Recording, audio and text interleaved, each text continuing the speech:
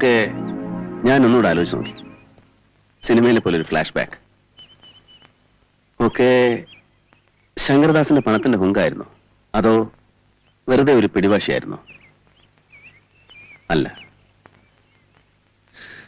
കുട്ടിക്കാലത്ത് നടന്നതും മനസ്സിൽ തോന്നിയതും ഒക്കെ വലുതാകുമ്പോൾ പലരും മറക്കും.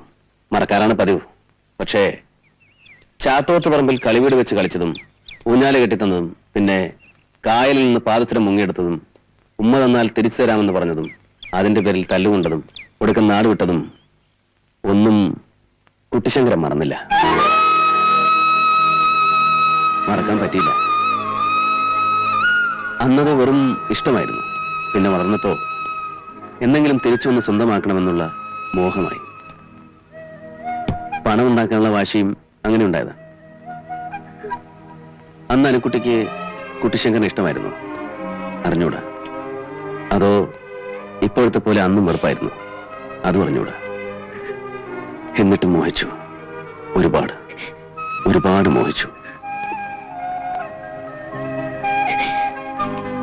മറ്റൊന്നും വേണ്ട, എന്തെങ്കിലും ഒരിക്കൽ ഇഷ്ടമാണെന്നൊരു വാക്ക്, അത് മാത്രം മതി എനിക്ക്.